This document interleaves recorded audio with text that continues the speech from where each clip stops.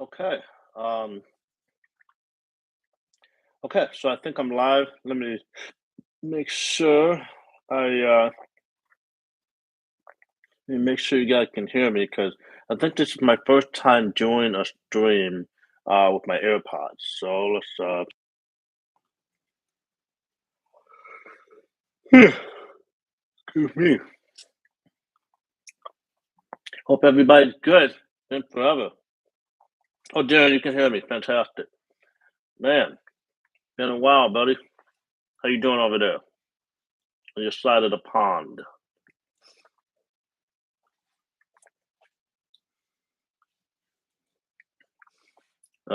Let's see. So just letting the group know right now.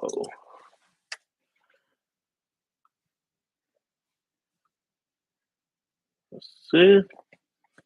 Okay, so there's that.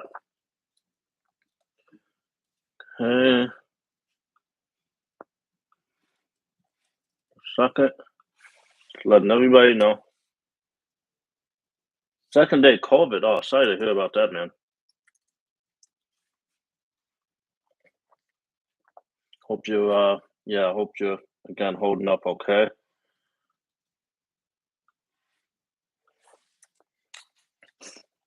Huh? Okay, so yeah, so today is I don't know, it's exciting. It's been a while. Um, and I think today is cool because you might notice that I'm tired, but I think I can remember yawning at these all the time. Um, so I think it's been about a month, and I apologize for that. Essentially, the reason why it's been about a month is because I'm in the middle of launching two new call centers of my own. Now, um, in a sense, it's exciting, right? If you're somebody that's watching this channel and you're watching me right now, and you're considering getting into this business, and you know my story a little bit. I used to have a call center, and I sold my call center. And then you might have thought to yourself at some point over the last 2.5 years I've had this program, hmm, well, the business is great. Why did he leave it? Would he go back? Well, now you have the answer of one. I'm back in the business, and I'm doing it in a big way with two different companies. One in the info product space, and one in the a different space. Uh, and so I've got some cool questions that have come in. Obviously, there was one specific person named Peter that asked six different questions. Hey, Bilju, thanks for the comment on the haircut. Appreciate that. This one I actually did myself. Uh, welcome forth. Good to see you. Um, but yeah, again, I'm back with two companies, and I intend on producing some cool content that's going to actually go up on the YouTube channel outside of the live video. And one of those videos is going to be why exactly I'm starting these two new call centers. So I'm excited. For those of you that have been here before, you know the deal. Essentially, the way it works is I try to have some questions that were pre-written before uh, I show up here, but I prioritize answering questions from people that are here um, right when the live starts. So let's see. There's a bunch of questions that came in, so rather than typing them out, I'm going to type them out as I address them. But again, this is a live question and answer. So any of you guys that have questions while I'm talking, feel free to ask those, and I will prioritize answering those because that's the point of me being here live and interacting with you guys. So, um, so yeah, I'm back, and I'm gonna be, back a lot more often now. But do keep in mind, I am gonna miss some weeks here and there because again, when you launch a company, especially two at the same time, and you're trying to do it right, you're gonna be busy. That's just a reality. Okay, So Bunker Force, now you have agents from Zimbabwe. How will you take care of the Spanish-speaking clients in the U.S.? Well, so that's a good question. The first way to answer that is that some people in Zimbabwe are, well, a lot of them are bilingual, but some of them also speak Spanish. So I can find Spanish people in Zimbabwe. But two, I'm also hiring from Eastern Europe, and there's some people in Eastern Europe that speak Spanish. And three, I haven't completely closed off the idea of eventually having, um, excuse me, of eventually having some people in South America as well. Um, but the other reality again is that there are Spanish speaking people everywhere, so I don't think it's going to be that difficult for me to have people that speak Spanish. Some of our agents already do. We haven't really assigned them to Spanish, like in a Spanish speaking category in that regard. But it's certainly something that is possible, and it's something that we can adhere to in the future. Um, so good question, Barker. Uh, yeah. Okay. Okay. So one of the first questions that came in, oh, pre-written, and any other questions, Barker, keep them coming. Um, one of the questions that came in offline was, how do I get the phone line for clients? All right. So let me type that out. How do I get the phone lines for clients? Okay, so this question again was asked by Peter. Hopefully you're on here, Peter, and if you are, say hi. But if not, then you'll be able to see this recording. So, a very simple answer. Essentially, what happens is whatever phone system you use, or contact center software you use, you have to make sure that you have different phone numbers. Okay, and then what you do is for every client you have a phone number that is assigned to them, and however their account is configured, right? It's attached to only that phone number and for them. Okay, and with that in mind, uh, you will be able to, um, configure things to them. And what you do is after creating, having each one of those numbers and assigning them to individual clients, you will ask that client to forward their call to the number that unique phone number that's assigned to them.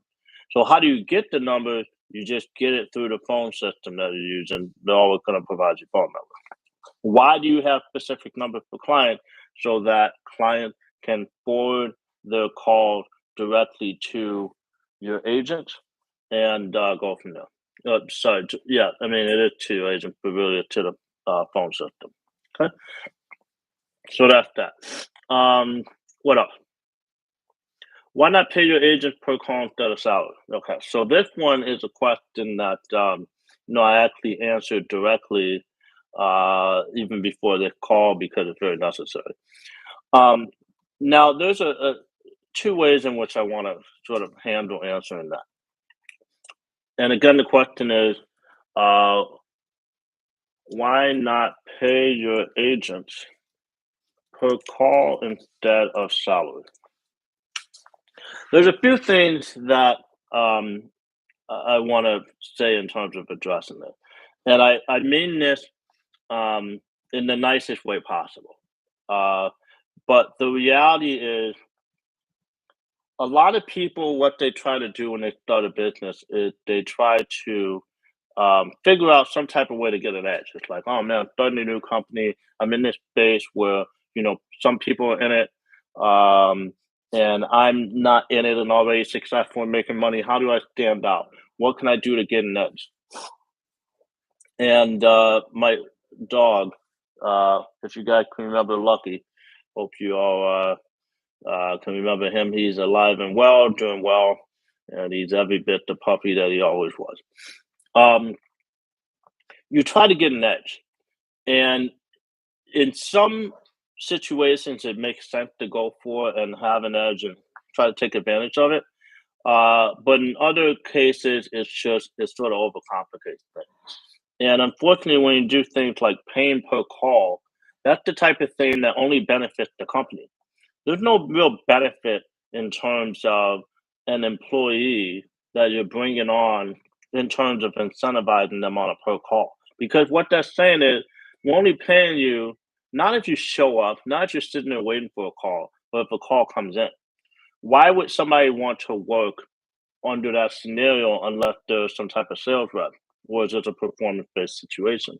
If you're sitting there, like if you're showing up and you have a shift and you as an owner can't bring in clients and you have these agents that are sitting there not being paid because you didn't bring in clients in volume, that's a terrible situation for that person to be in. And you're putting your agents in a situation where you're only incentivizing them if the company does well. Well, honestly, you have to position yourself so that you're willing to pay your agents and incentivize them for being there and being your employee, where they could also be working somewhere else, but instead they're working for you. Right? You have to incentivize them to show that you care about them. If you treat them like they're just like this disposable situation that should only ever get paid if they do something specifically, like the way you categorize the work that's valuable to you, if you only incentivize them with any level of pay in that scenario when they're sitting on a computer waiting for you and already working, whether they're taking calls or not, then it isn't a good relationship that you want to establish with your talent. So why not pay your agent per call instead of salary? Uh, for every single reason I can think of. You want to pay your agents a salary so that they feel more incentivized. They can know they're gonna be making a certain amount of money. Most people want to show up for work, know what they're gonna be making at the end of the week and the end of the month, and not have to think about much outside of it. Now, if you're hiring sales rep, obviously there's plenty of 100% commission sales rep. I had jobs like that in the past, and I love them because I know that I need to show up and do a certain thing, and I get incentivized for it, right? And it's all based off of my effort. It's not, oh, does my boss or whoever bring in clients? It's do I bring in clients? That's a much more fair, like transactional relationship that makes complete sense for both sides, right? If I don't perform in terms of bringing clients in for the company, why would I get paid? My job is literally to bring clients in for the company. But if your job is not just to take calls, but also to be reliable, to be dependable, to be there for coverage hours' sake, then you should get paid for the fact that you're getting coverage hours. So, don't complicate this. Figure out how much you're going to pay your agent. Make sure it's reasonable, good ways, and stick to that. Okay? The third question was, and it's sort of related to the other one, which is what the average call per agent? What the average call? Okay. What the average amount of calls that an average agent can handle in an hour? That's a good question. And Billy, I see your question. I'll answer that in just a second. So, what is the average number of calls an average agent can handle in an hour? Okay. What is the average? How about the amount of calls the agent can handle per hour? So, the way I like to think about this is, sort of a bandwidth consideration. And the way that I sort of determine whether an agent is at bandwidth or not is, there is an aspect of it that's number of call per hour, but it's more so based off of the total amount of talk time that there is over the course of a shift, day in and day out. And so, what I look for is a scenario where the average agent is not handling more than 180 minutes or 3 hours of actual talk time in a given shift in a given day. Okay, so if you extrapolate that for 22 business days a month, you're at 3,960 minutes a month. So about 4,000 minutes a month. If you go above that, then your agents can start to get pretty tired.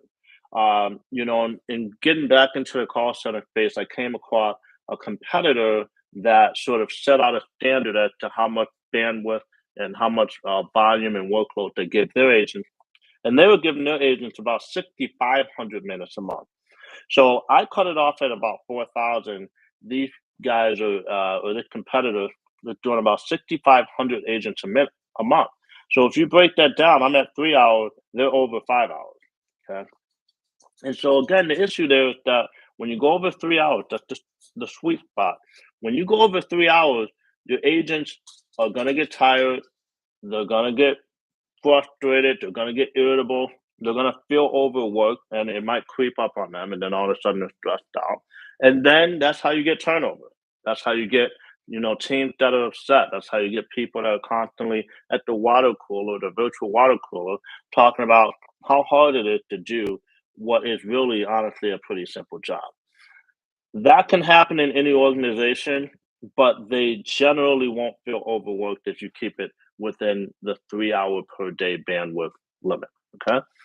And so if you start thinking about it in terms of minutes, well, yes, in general, there is an average call length for every call that comes in, but for an individual call or individual day or maybe even a week, it's highly variable.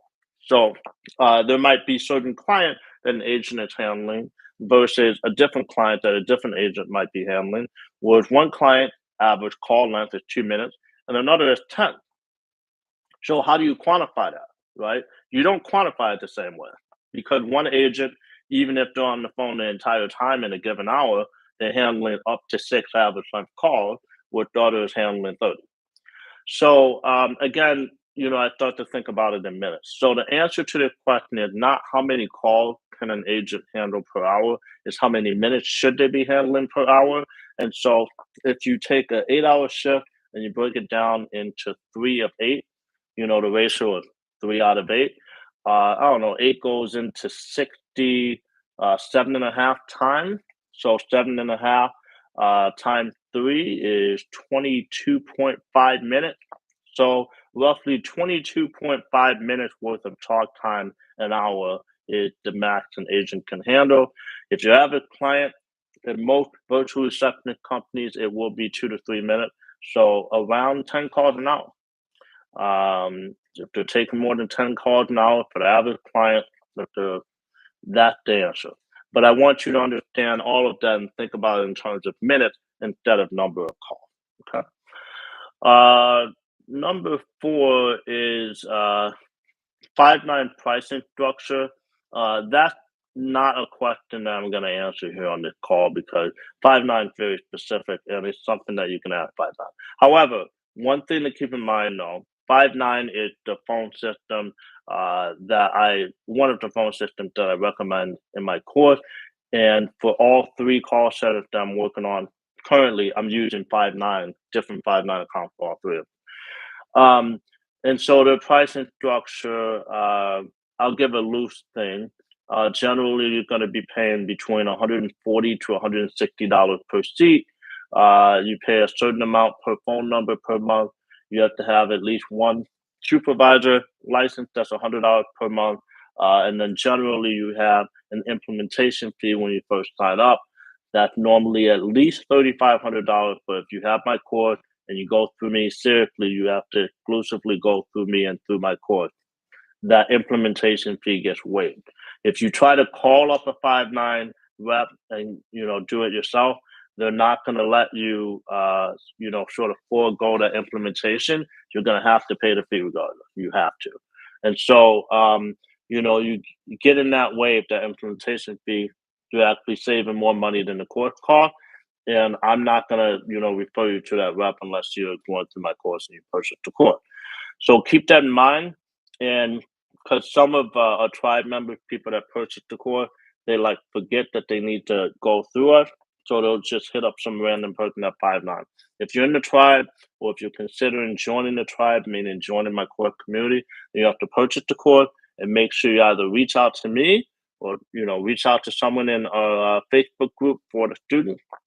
Or you can see the link in the course as you go through it. click on that link to initiate the process, and then then you can learn pricing at that point. Okay. Last thing I will say though is that generally, people that are on the minimum account, which is 3 agent, you should anticipate spending about $650 to $700 US a month at the minimum. But again, that includes 3 agent and the one supervisor license. That one supervisor license will satisfy you or hold you um, until you at least about 15 agents. Um, okay. Another question that came in. Oh, let me actually answer Birju's question. Okay, so Birju asked, good question. How did you or how do you handle calls from dissatisfied customers? Well, this is sort of a general question, right? When you're in customer service or handling calls, inbound calls in particular, you're going to be dealing with uh, some customers that are not happy and they're dissatisfied for whatever reason. Now, in our business model, we're taking calls for a variety of different companies. We're not employees of, one random specific company. And so with that in mind, it's not going to be the agent's fault as to why a customer is dissatisfied unless the agent, the customer wasn't unsatisfied until they talked to an agent that screwed up the call massively, which, if they're trained well, it shouldn't happen.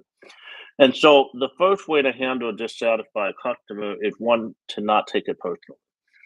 If you take it personal, then if the person is saying mean things that start to affect you as an agent, and typically the response is once you're affected and emotionally involved in that conversation, your responses can be less than ideal, right? There have been agents. I've been lucky, but everybody knows there's been agents that have like cursed out a customer or something, or they're in a yelling match with the customer over the phone. Completely unacceptable. So you don't take it personally. It makes it a lot easier to handle the situation in a way that leads to a resolution as opposed to an escalation. Okay. Don't take it personally. Two, try to have some empathy. So, making sure that you try to reason with and understand why the caller feels the way they feel. Hey, Peter, welcome, man. So you've missed a bit, but this is all being recorded, so you can watch up to where you're at right now. But have empathy for the caller. If you have empathy, it'll enable you to more easily put yourself into the caller's shoes and understand why they might be upset. And when that's the case, it's much easier to devise a solution or resolution that is more likely to make that caller more satisfied, right? And then the third thing is to try to give some level of reassurance. Obviously, whatever the protocol is, whatever your instructions are for the account, adhere to it. But try to give some reassurance as to one, you care. Two, you're going to do what you can to solve it if it's solvable.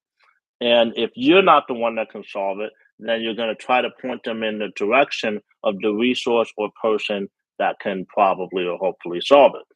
The only thing that really matters in an interaction with a dissatisfied person is that when they call in, at the end of that conversation, they have some progress towards their goal of resolving whatever the issue is.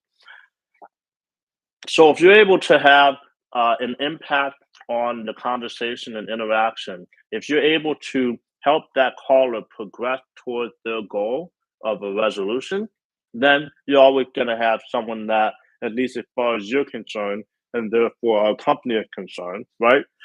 They're going to be satisfied with that aspect of the process. If our client screws up, right, because that's going to happen, right? Like I was taking calls for attorneys, there were attorneys that had clients that weren't happy, happened all the time.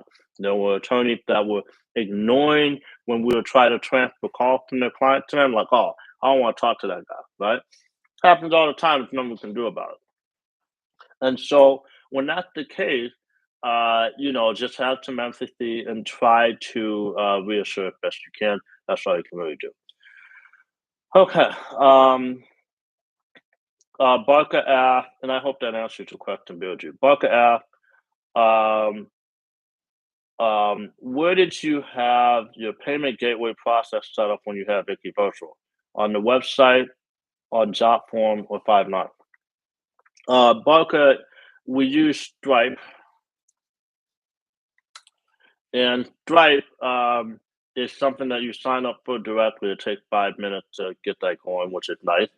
And then you can integrate it into your Jotform form, and then you embed the Jotform on your website. So these are all things that are covered in the course. It gets very detailed in that regard. So if you have the course, go through it and you'll see that.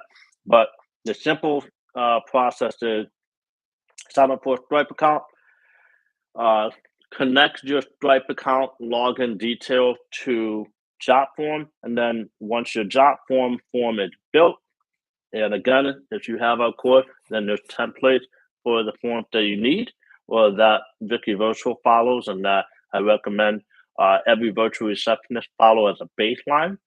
And then you embed those completed forms, which include the Stripe integration for payment, onto your own website. It's a very simple code, copy and paste it, and you're all set. Okay. So I hope that answered that question. Uh, okay, so another question was about a specific thing called channel. I'm not going to talk much about channel here. I will link it here. App.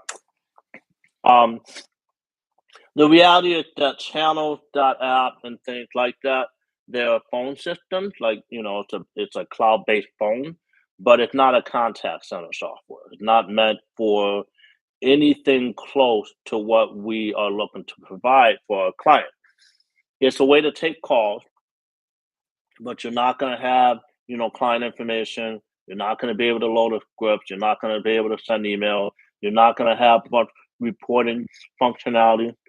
Um, in this business model, we charge our clients based off of handle time, which is not just the talk time, but also the amount of time in after call work. Something like channels is never going to track something like after call work. And so then you have to guess what your after call work is, which will always be alive. And so you can't charge your client the way that we do. Now, it might not seem like a big deal to, not charge your clients that way, but the reality is that after call work usually makes up about 25% of the total time agents spend handling a given client. And so you don't want to lose out on that revenue, right? That's an extra 25%. It's a quarter of the revenue. And it's something that our competitors are also charging on. So it's not something that Vicky Virtual came up with. And so it's also an accepted charge for a different client to sort of deal with. Um, and usually something that's that simple just doesn't have the reliability you need. It's just the uh, Five9 and something like Channel. They're fundamentally different applications. That's just as simple as that. So, like for instance, I have a cell phone. I can make and take calls with my cell phone, but obviously I can't run a contact center on my cell phone, right? So channel is somewhere closer to the cell phone, where Five9 is all the way on the other side of the spectrum. So I hope that sort of answers that. And that's why the price is so wildly different. Um, you know, I've tried all kinds of different phone systems, and the reality is that you got to spend on the phone system. It's the lifeblood of your business. There's two things that are the lifeblood that you absolutely can't compromise on. One is your staff, and two is your phone system. So, we've had different students come in, people buy the program, and they try to game the system essentially by doing a cheap phone system or doing some weird stuff with their agent. It just doesn't work. All of the big companies are using something like Five9, and all of the big companies are paying their agents well, at least for where the agent is located. If you're not doing that, then it's just hard to. Maybe you'll be able to do something in a business, but it's just so much harder to run your business. Um, Barker asked, can you please go through on what we have to ask on an onboarding form?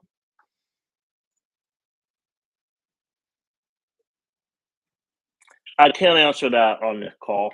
Uh, there's too many things that you go through on an onboarding form. So the easiest way to figure out what to put on an onboarding form is to go to one of the sites and like just fill out a dummy sign up, and then you'll be taken to an onboarding form and you'll see what the questions are. There's a lot. Again, I have a template once you're in the course. If you want to use mine, but it's just too much. There's usually like 20 to 25 different questions. Um, Essentially, what's being covered over the course of all those questions is how do you want us to configure your account so that we're answering calls the way you want us to answer a call. So, we'll have for a breakdown of, you know, if you have this type of call, how do you want it to handle it? If you have that type of call, that this category of call, how do you want it to handle it? There's all kinds of stuff. Again, quickest way is to go on an actual website and get to an onboarding form and then copy it. So it doesn't have to be too complicated, but it's a lot to go through for that. Um, Best white label options.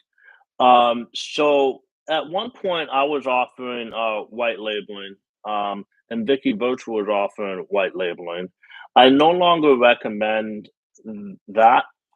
Vicky Virtual fine, but what I tend to do now is I'm trying to help my students out as much as possible, and so some of our students have gotten to the point that they've established themselves. They have good agents. They've got good processes, and they've got some bandwidth and so now, when someone asks me about white labeling, I tend to refer them to one of our students. So pretty cool. There's one in particular. Actually, there's a bunch now that have established white labeling relationship with other students, and I think that's pretty awesome. It's sort of like real evolving of the community. So that was the question: best white label options.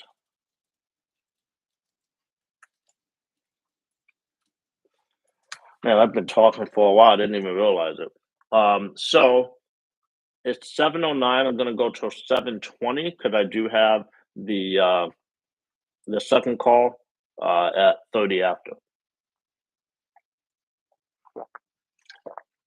Does anybody have any additional questions since I've gone over the written questions as well as I believe the questions that were written here? Um, And so, Peter, I think this is my first time seeing you on here. Where are you from, man? Barca, man, I think you're in Canada, but I honestly can't remember anywhere. It's been a while. Beardry, I know you're in Illinois. Darren is in Belgium. I think you're in Belgium. So got some international stuff going on. But yeah, Peter, it'd be awesome. Let us know where you're from.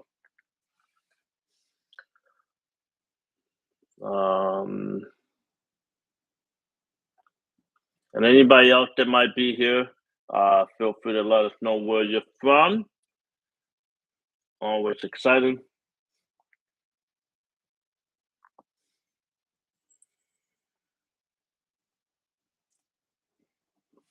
I'm sure you guys have heard Lucky scurrying around making some noise here and there. Again, he's alive and well. He's now, what is it, a year and 4.5 months old. So, yeah, he's turning into a dog instead of a puppy. He's got sort of a routine now. And he no longer pees in the house, and he only poops in the house when he's having a bowel problem.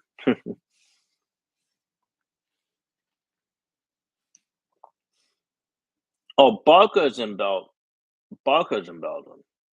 So where's Darren? Where's Darren? Can't remember. But yeah, Belgium's awesome. So I mean, yeah. So you guys got great French speakers. Are there any Spanish speakers in Belgium? I know Belgium's an expensive country, but Just wondering.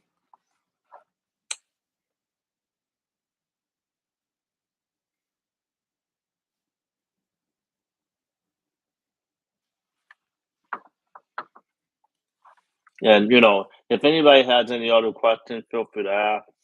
Um, I, I believe I've changed my setup since the last time I was on here, but I can't remember. I went back to a large desk. Very excited about that.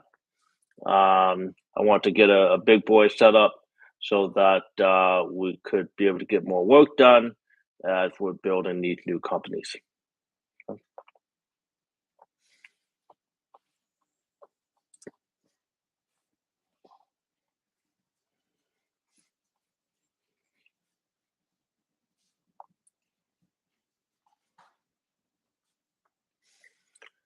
So yeah, any other questions from anybody? I guess I'll stick around for say 2 more minutes.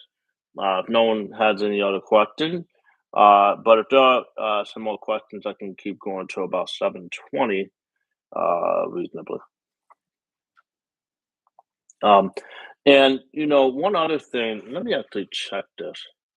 One thing I haven't been doing enough of is on each call, I want to sort of link, I try not to push the call, but seriously, which is honestly surprising to me, there's a good amount of people that have been asking me, yo, where do I buy the course? I don't know where, like, how do I learn about the course and where do I buy it? And so the answer to that question is going to this link. Oh, okay. So yeah, in Belgium, mostly Dutch and French. Man, Dutch is a tough language. French is tough to understand, and it's very quirky, but at least it's beautiful and has uh, certain characteristics. But Dutch, that's a tough one. So yeah, anyone that is interested in the course that's watching this video right now, again, I get a few people a week that are like, I've been watching these videos. I don't know how to find your course, so that's where to find it. And yeah,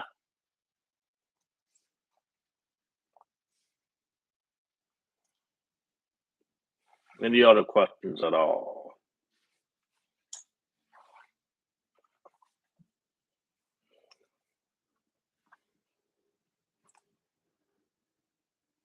I also recently got the AirPods. Not sure if anybody else is using AirPods, but they're pretty convenient. I was always hating on others that were wearing them. I always thought they were ridiculous, but I'm sitting here on a Mac. I've got the Apple Watch sitting right there. Got an iPad sitting right there. I guess it was inevitable that eventually I would be using. I got the iPhone, first iPhone ever last year. And I got the iPhone just so I could get an Apple Watch. Uh, so I think it was inevitable that I'll get the AirPods, and hopefully you guys have heard me pretty clearly. It connects better than any other Bluetooth connection I've had as far as on a Mac computer. And it doesn't yank itself out every now and then if I go backwards in the middle of a call, like my corded headphones used to do. Barker asked if there a discount today or coming back discount. You know what? That's a good question. I'm gonna go ahead and add a discount right now. The coming back discount is gonna be 25% off the program. And let me add that coupon right now.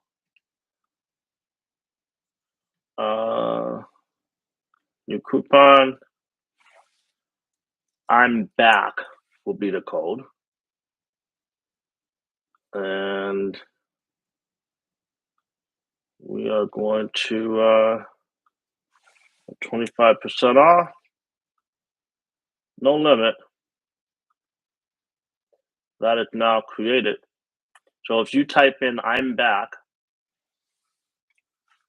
literally if you're on that page and you type I'm back, you will get 25% off the program. And that applies not only to the main cost of the course, but also the payment plan. So if you're looking to do the payment plan, 25% off, and you can get that. So good move, Barker. Caught me at the right time, and now at least someone's going to take advantage of the discount. And also you do get 30 days to try things out.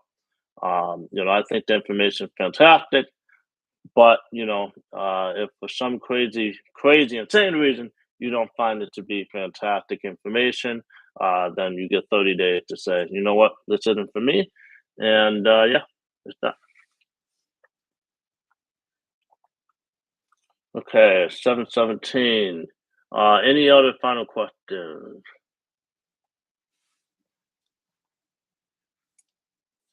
In Belgium, it's gotta be 4 in the morning. Like, I don't even know how you do it. I have no idea how you can be up at this time. It's mind blowing to me. I've only been up till 4 o'clock once in the last year, and that was actually the night of my brother-in-law's birthday, which was actually a week and a half ago. So guess it wasn't that long ago, but seriously, that was the first time in like years.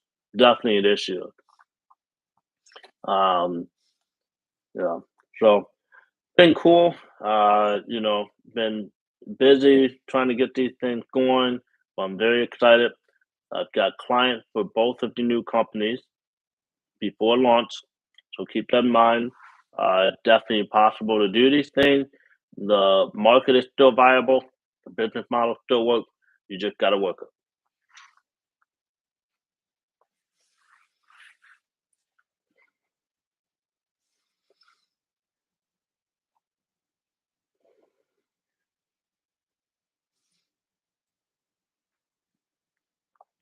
All right.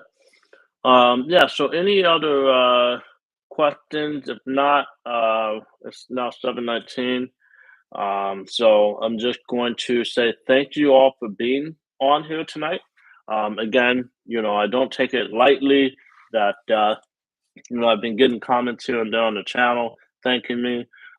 And even though I haven't been on the lives in the last month, again, I'm back and will be here pretty consistently now. But if you ever have any questions like outside of this, feel free to email me directly, and I'm have been answering pretty quickly. Also, you can message me on Facebook if you can find me, or on Instagram, whatever, or Twitter, wherever you find me, feel free to message me, or LinkedIn, wherever you find me. Feel free to message me, and I'm happy to help. Barker, oh, 2:19, yeah, two in the morning, Barker. I think it's right. I think it's time for you to get in. It's definitely something you can do. You're in a country where I think the costs are more expensive than most places in the US. And so it won't be crazy for you to say, hey, this can work in your own country, or you can, charge American. And yeah. And then, of course, since you're already in Europe, you can just, hire people in other European countries, and I'm assuming that's a little easier since the time zones are similar. So yeah, cool.